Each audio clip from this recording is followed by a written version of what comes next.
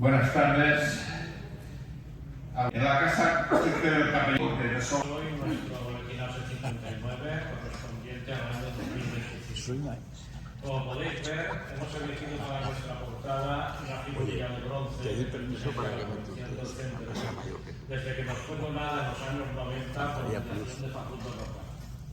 Esta figura, a la que le falta la cabeza y parte del brazo derecho, ha sido estudiada por el arqueólogo José Manuel Melchor Montserrat, que representa al dios egipcio Harpócrates, del que hablaremos más adelante. Este es el sumario donde, en primer lugar, como viene siendo habitual, figura el editorial del presidente del Centro Arqueológico. A continuación, los 8 artículos publicados con un total de 209 páginas. Pasamos al editorial. En el editorial exponemos los acontecimientos más importantes en los que ha intervenido nuestra sociedad en este último año. Pretendemos con ello dar cuenta de la marcha de la entidad y comunicar a nuestros socios lo realizado en este periodo, así como los proyectos y deseos para el futuro. Son los objetivos que representan nuestro modo de defender el patrimonio, en muchos casos deseos, inquietudes y proyectos que trasladamos a nuestras autoridades locales, que en muchas ocasiones adolecen de una lentitud desesperante, pero a poco se van realizando. En cuanto a los viajes y salidas arqueológicas, han sido los siguientes. En la pasada Semana Santa, 30 socios viajaron a México para conocer las culturas prehispánicas. Aquí los tenéis en la foto, y aquí en Chichén Itzá. En octubre pasado visitamos Peñíscola y la villa tardorromana de San Gregorio, en el término municipal de Burriana, excavada parcialmente por el arqueólogo José Manuel Melchor, que nos acompañó en la visita, dirigiéndonos luego a Burriana para ver el Museo Arqueológico del que José Manuel Melchor es director. En el pasado mes de marzo visitamos el patrimonio romano de Lidia, la antigua Edeta, acompañados por el arqueólogo municipal, gracias a la gestión del socio Javier Legarre. Visitamos las termas, unos enterramientos de época romana y los baños árabes, finalizando la visita en la iglesia musealizada de San Miguel, donde han tenido la fortuna de conservar gran parte del artesonado policromado. Pertenecemos junto a otras asociaciones al Consejo Asesor Municipal del Patrimonio, asistiendo a las reuniones que se convocan. En cuanto a la puesta en valor del patrimonio de Sagunto, el Ayuntamiento ha realizado avances importantes. El proyecto de musealización del Museo del Patrimonio Industrial y Memoria Obrera está concluido. En la Casa Romeu se ha realizado la consolidación estructural del edificio. Esperamos que el Ayuntamiento pueda terminarla, ya que, como sabéis, pretenden instalar allí el archivo histórico y la biblioteca municipal. Y esperamos que la biblioteca del Centro Arqueológico pueda algún día instalarse allí y esté al alcance de todos los que quieran consultarla.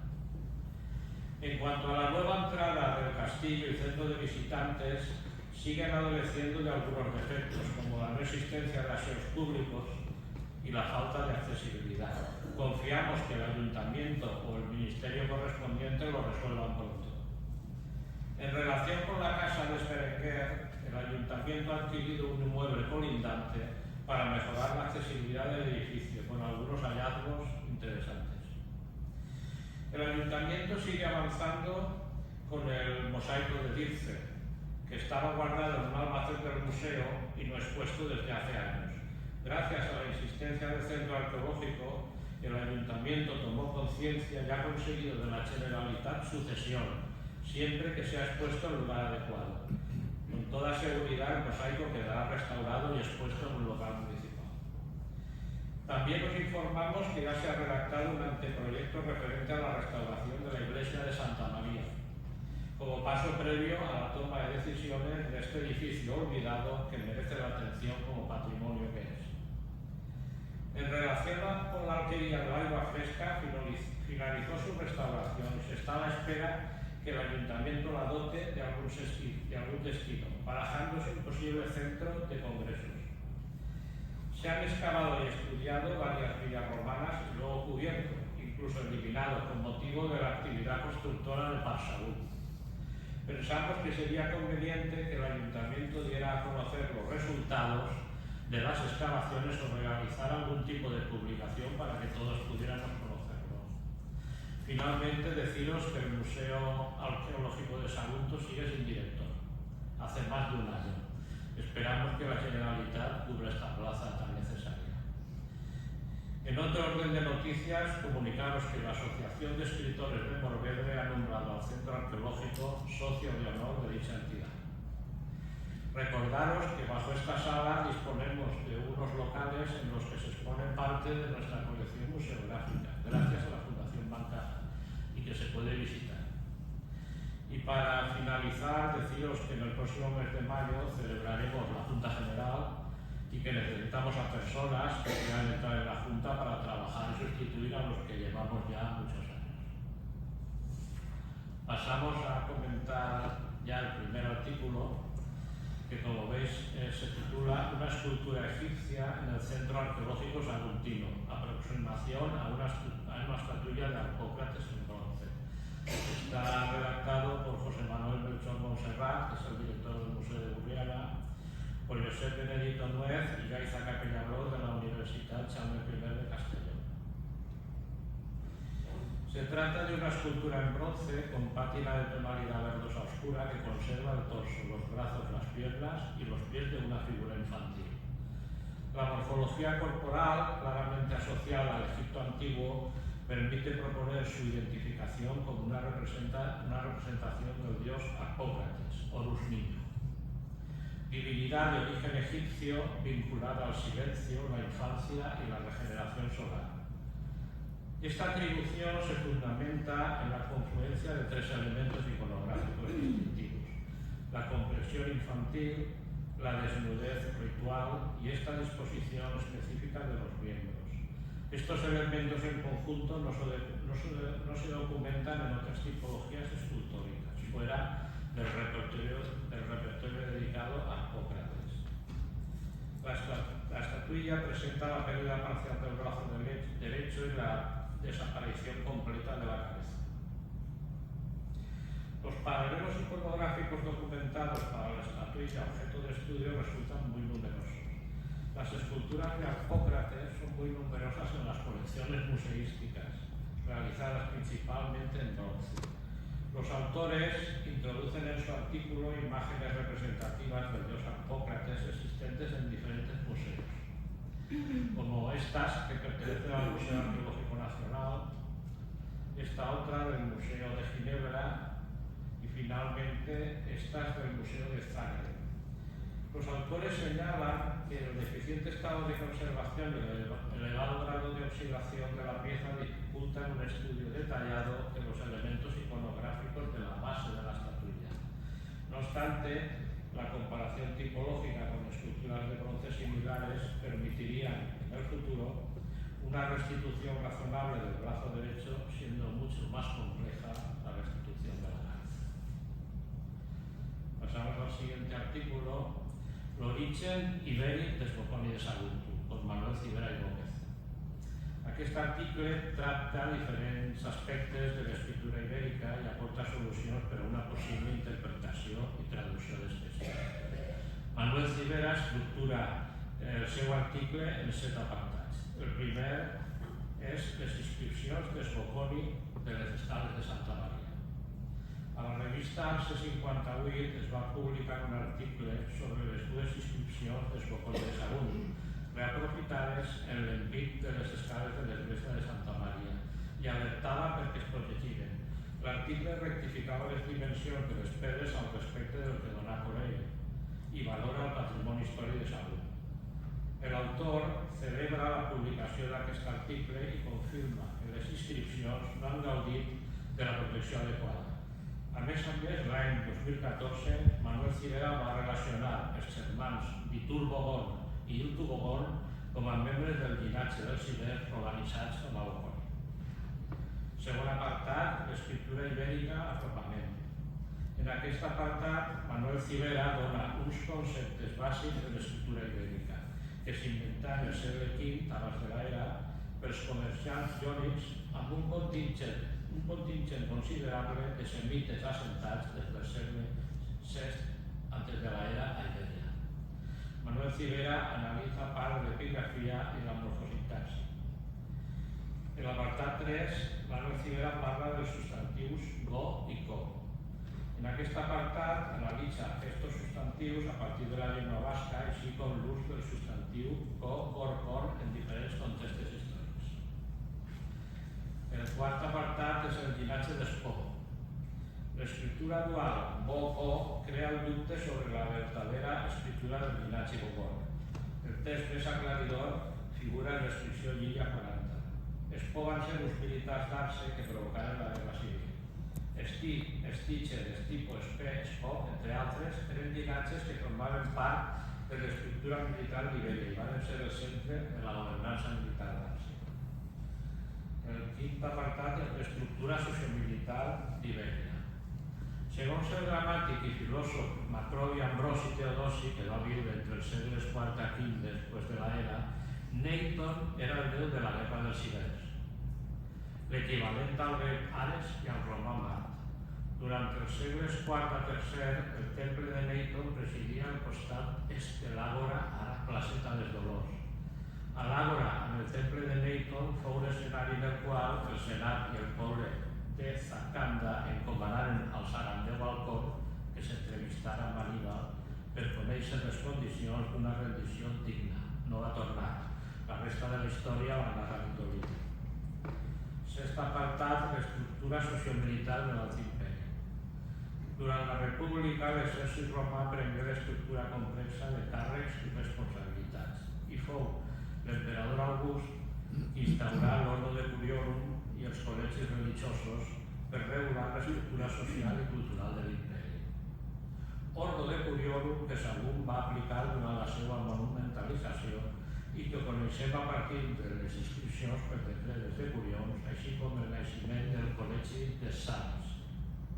Últim apartat, la procedència de les inscripcions de Bocconi. Podem conèixer la vida de Bocconi a grans trets a partir de les 3 inscripcions resenyades per Corell, així com les cartes de Plini el Jove. Bé, és un article prou complex per a mi, i ara com Manolo està en sala, si vol fer algun comentari, li passem el micro.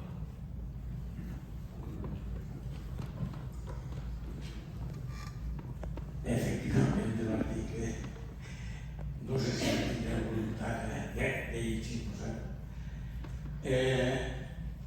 Jo continuo treballant per l'hivern. Jo penso que això és un repte que el centre arqueològic sempre ha tingut tendència a tractar, si bé, lògicament, parlar de la llengua de l'escriptura ibèrica com d'altres qüestions fa falta que persones se dediquen. No se sap això si no s'estudia, no se pot saber. Jo estic en aquest tema, estic estudiant això i cada dia la informació és més clara. En aquest article i aprofundirem en les conferències ja avancen que l'Ordo Decuriorum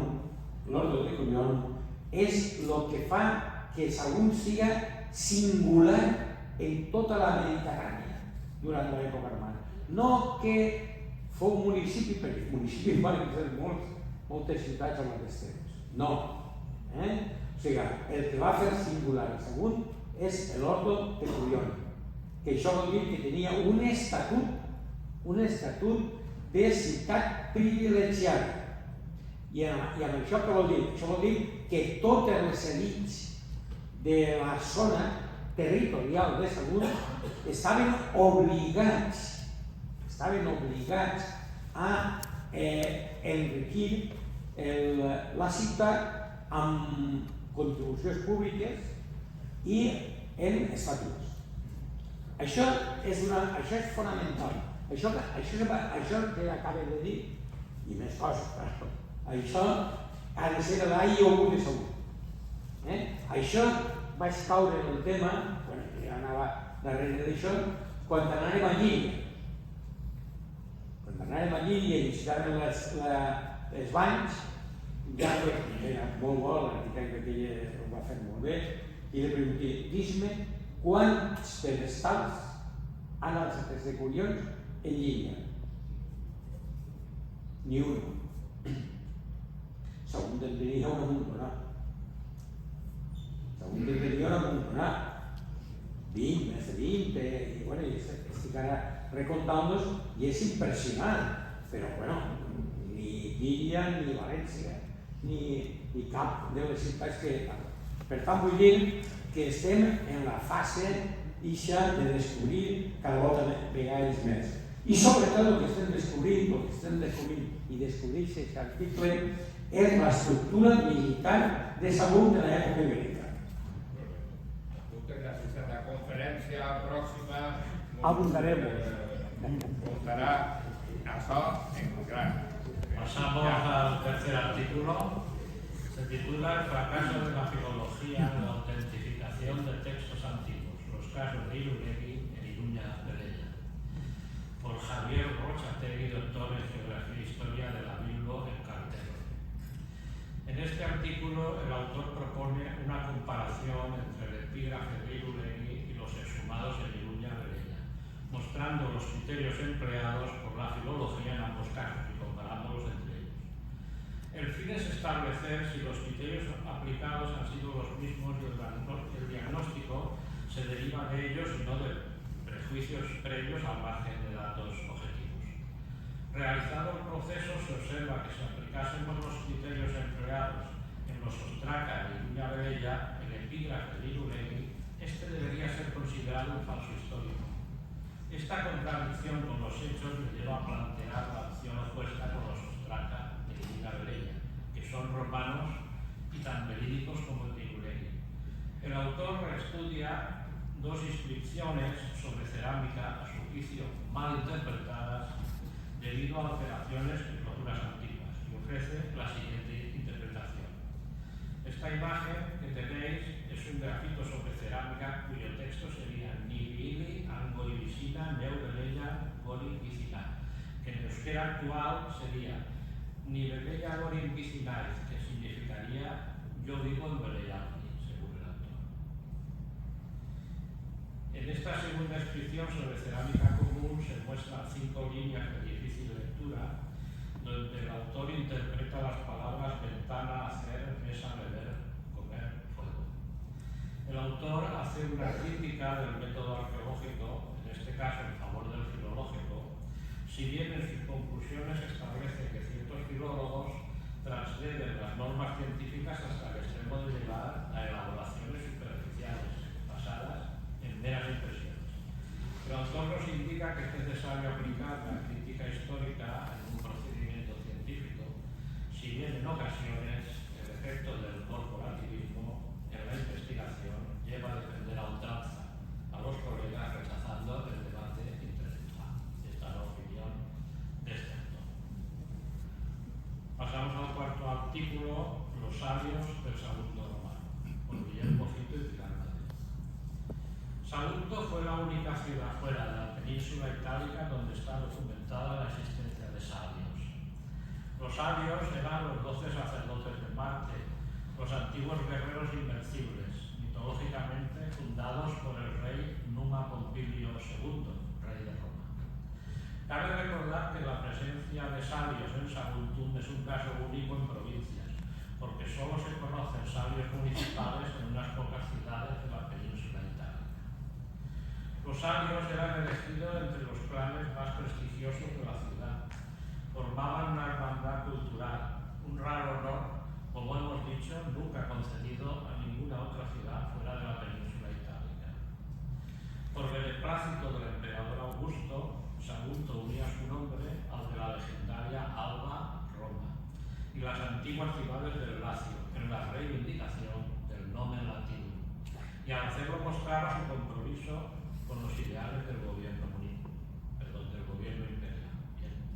Conocemos por ahora a 7 sacerdotes sabios, son las inscripciones que se disponen, no sabemos si hubieron más, todos entre el siglo I y II. El primero sería el que tenéis ahí, Enneo Eugenio, piedra dice: Neo Daemio Gémino, hijo del Neo, de la tribu Galeria, pontífice, edil y sabio, por decreto de los decuriones. El siguiente que conocemos es Marco Daemio Crispo, y la traducción de su inscripción dice: Marco Daemio Crispo, hijo de Marcio, de la tribu Galeria, edil, pontífice, sabio de sus compañeros. Este es el tercero, quinto Fabio Gémino, y la inscripción dice: Quinto Fabio Gémino, hijo del Neo, de la tribu Galeria, pontífice, sabio por decreto de los decuriones. El cuarto es Cayo Boconio Plácido, y su inscripción en piedra se traduce como Cayo Boconio Plácido, hijo de Cayo, de la tribu Galeria, edil, 2 veces Durbiro, 2 veces Flamen, cuestor, maestro de los sabios.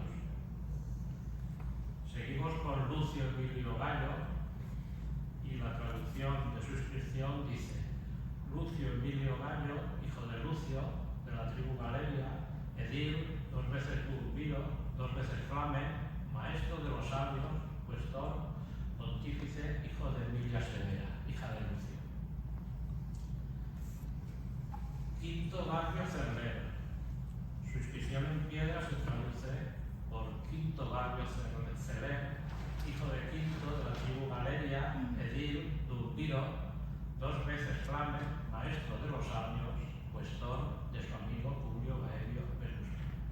Y finalmente el último es Valerio Octato, y su inscripción se traduce como Valerio Octato, hijo de Lucio, de la tribu Galeria, de 35 años de edad, edil, Flamen, Durbiro, maestro de los sabios, de Valulla Saguntina a su hijo. Y ahora, como creo que Pilar Madrid está en sala, no sé si quiere hacer algún comentario. Hola, buenas tardes.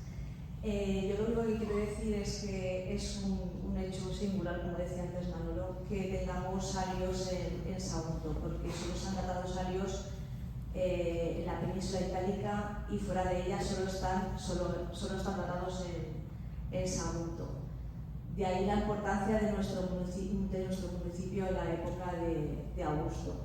Es una pena que de los 7 salios que tenemos datados, 4 de las lápidas funerarias estén desaparecidas. Y bueno, la de Boconio, que está aquí en el frontal de la iglesia de Santa María, espero que pronto la protejan y no se degrade más. Ya está. Gracias. Muchas gracias. Seguimos por el quinto artículo, titulado Població d'Almenara entre el Segre XIII al XVI, por Esther Bossó Domènech. Les notícies referents a la població medieval són escasses a l'hora de fer un estudi complet i en profunditat de qualsevol àrea de la península. Segons Esther Bossó, el mateix passa en Almenara. Generalment, les fonts demogràfiques existents tenen algunes peculiaritats comunes per a la realització d'un estudi de la població. En primer lloc, la seva finalitat no és demogràfica, sinó higienística, cosa que porta errors. No és fins al segle XVI que comencen els recomptes d'escriptura llibre parroquials, per lo que per a fer un estudi hem de limitar-nos als anys en què es feren padrons i altres documents que s'han conservat. L'autora estudia la documentació més antiga sobre els primers pobladors cristians d'Almenara, anotats al llibre del repartiment tras la conquista de Jaume I, per a passar a estudiar els censos o recomptes de veïns assentats a la població d'Almenara des del XV fins al X, aportant en el seu article una sèrie de tables i gràfiques que ens ajuden a entendre l'evolució de la població. La veritat és que he resumit molt l'article, però és un article molt dens i té moltes gràfiques molt interessants. També estudia Esther Bossó els llibres de batents, defunció, casament i confirmació de l'arxiu parroquial d'Almenara, que en ocasions falten o es troben incomplets. Com a cloenda, l'autora diu que en aquest estudi ha recopilat una gran quantitat de recomptes i dades entre els segles XIII i el XVIII, malgrat les escasses dades medievals. No obstant, al combinar totes les fonts s'ha aconseguit l'elaboració d'aquesta anàlisi de la població d'Almenara en el referit període. El sexto artículo se titula Resumen histórico de los hechos principales del teniente coronel don José Pablo Perales Cabrejas. El autor en este artículo nos introduce en el relato histórico de don Antonio Sarmiento Sotomayor titulado Un héroe de la independencia, resumen histórico de los hechos principales del teniente coronel don José Romero. José Francisco Peregrín Romeu y Parras nació en Murviedro, Sagunto, y tras sus actos durante la guerra del francés se convirtió en el símbolo valenciano de resistencia al preferir perder su patrimonio y su vida antes que someterse. Murió ahorcado en la plaza del Mercado de Valencia el 12 de junio de 1812 y sus restos fueron depositados en una fosa común del cementerio de los ajusticiados del Carrasel. Ya en 1875, el cronista Charlet nos da noticias de este resumen histórico de don Antonio Sarmiento y nos dice que obra en poder de la familia Romero. Del 12 de mayo al 30 de julio de 1878, en los números 41 a 48 de la revista La Ilustración Católica, apareció publicado este texto de Sarmiento, que el autor incluye en su artículo en su totalidad. Lo podéis leer completo en el artículo de Pablo Perales. Decir que don Antonio Sarmiento fue teniente coronel agregado al Estado Mayor de la Ciudad de Valencia y mayor general de sus milicias. El artículo, como ya he dicho, finaliza con la transcripción de la obra de Sarmiento tal como fue publicada. El séptimo artículo, titulado Algunos trozos de muros sin interés artístico, la destrucción urbanística del circo romano de Sagunto, por María de Estelí. El artículo que presenta la autora tiene por objeto analizar el proceso de destrucción y desaparición de una parte de la arquitectura romana de la época imperial de Sagunto, el circo romano. En concreto, se analiza su desaparición durante el franquismo, a lo largo de las décadas de 1950 y 1960. El monumento, aunque naturalmente afectado por el paso del tiempo, había permanecido protegido y enterrado bajo una capa de sedimentos hasta finales de los años 40, favorecido por la proximidad del cauce fluvial y por el hecho que la zona no fue urbanizada durante siglos. Los restos del circo quedaron integrados en el entorno agrícola como terreno de cultivo, circunstancia que contribuyó a su preservación, posibilitando su excavación y estudio arqueológico. Desgraciadamente, y a pesar de la oposición de la Comisión Provincial de Monumentos de Valencia y de algunos agutinos, nada se pudo hacer frente al afán inmobiliario, los intereses particulares y un consistorio que veía en el solar un espacio idóneo para la expansión de una ciudad en crecimiento. La autora comenta los escasos estudios sistemáticos existentes hasta la fecha que traten el expolio o destrucción del circo, señalando el trabajo de Belchor de 2007 y la tesis doctoral de Delicado en 2013. También comenta la autora el efecto del circo sobre el paisaje urbano hasta el siglo XX, relacionando a los viajeros y estudiosos que lo dibujaron y grabaron a lo largo de los siglos XVIII y XIX. Hay toda una serie de fotografías muy interesantes. Aquí veis arriba parte del Pla de la Orde. En la parte de abajo veis ya un proyecto de apertura de continuación de la calle Pedro Pellicer, Peronés. Y aquí pues diferentes fases de la urbanización de toda la zona. También repasa la actuación de diferentes consistorios agutinos cuyas actas se conservan, que finalizarían con la total urbanización de la zona al declarar la zona edificable sin ninguna limitación. Esta es un vuelo aéreo de 83 que ya está todo completamente edificado. Y yo, antes de darle la palabra a María, me he atrevido a poner un par de fotos que he encontrado. Esta es una revista que editaba la Diputación hace mucho tiempo. Esta es de 1963. Está dedicada a salud y a su comarca. Y hay unas fotos muy interesantes. Aquí a la izquierda vemos la puerta que todos conocéis, pero a la derecha, la parte de arriba, se ve la esquina del circo, la zona curva por donde giraban los carros. Y bajo incluso se ven unas construcciones que podrían ser los graderinos, no está muy claro. Es una pena que esto haya sucedido, pero ahí está. O no existe o está debajo de los edificios. Y ahora pues tiene la palabra María si quiere hacer algún comentario de su Vale, buenas tardes. Nada, primero sinceramente agradeceros la invitación y felicitar al Centro Arqueológico Saguntino por su labor constante en la defensa, el estudio y la difusión del patrimonio.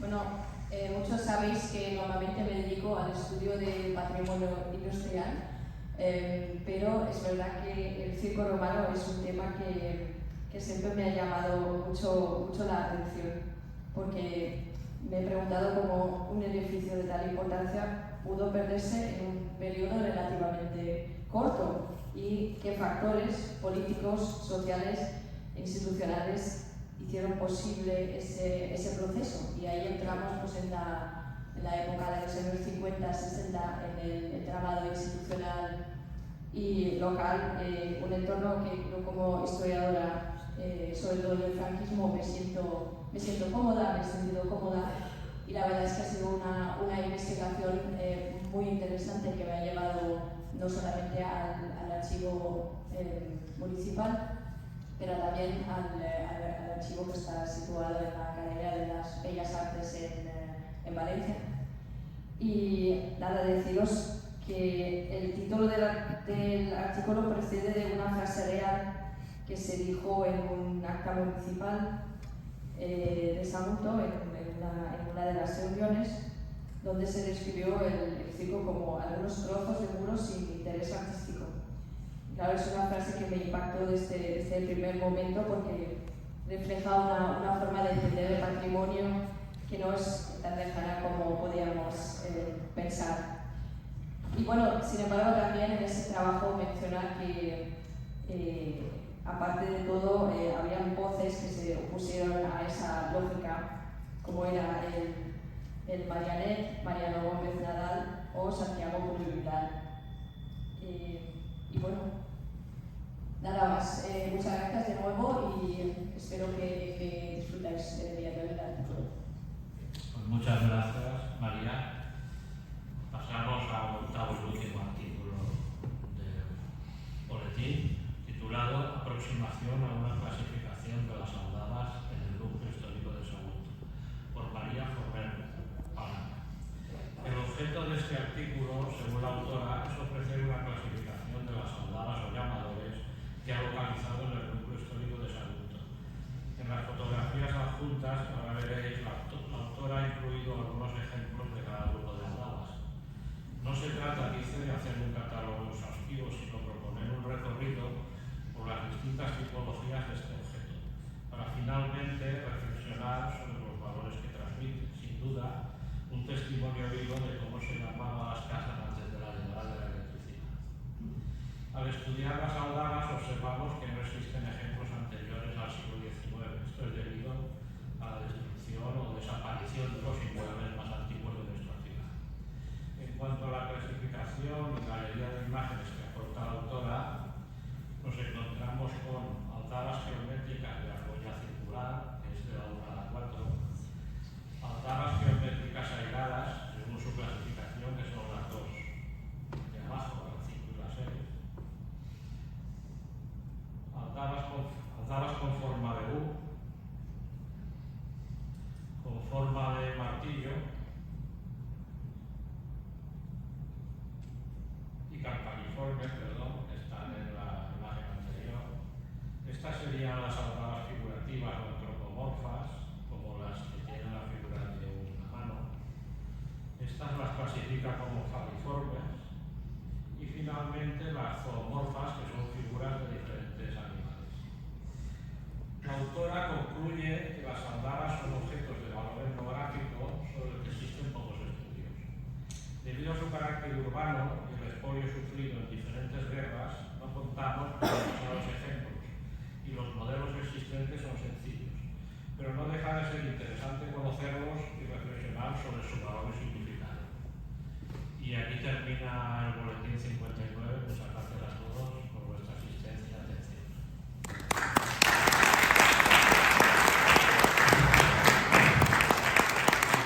Bien, muchas gracias a Francisco Albiol por su incisiva y contundente exposición de los hechos.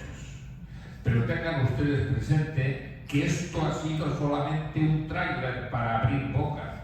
No perdonen ustedes la lectura pormenorizada de todos y cada uno de los artículos. Digo, asallo guaní, no, vamos a ir a un fondo de la cuestión. Decirles antes de terminar varias cosas. Sección de anuncios. Primero, decirles, comunicarles que próximamente en la semana de Pascua el Centro Arqueológico irá a visitar, y algunos de sus miembros, la Magna Grecia, es decir, el sur de Italia, Sicilia, los lugares más importantes, más arqueológicamente apetecibles. Veremos los bronces de Reace y demás. Este primer apartado lo digo para envidia de los que lo vengan.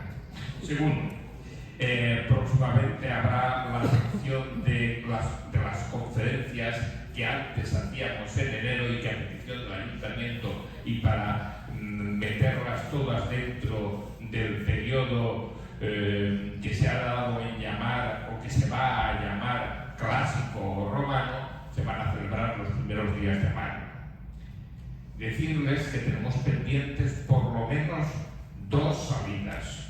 Una a Ribarroja, con homenaje incluido a el que fue secretario del Centro Arqueológico, y otra a P3. Salidas cortas, pero productivas. Y finalmente, que no dejen de acudir a la Asamblea General de mayo, en la cual se va a renovar la Junta del Centro Arqueológico, y esperamos mucho de los nuevos miembros que quieran participar y hacerse cargo de una entidad con más de 60 años de historia. Y por lo demás, si ustedes no quieren nada más, damos por concluida la sesión. Muchas gracias.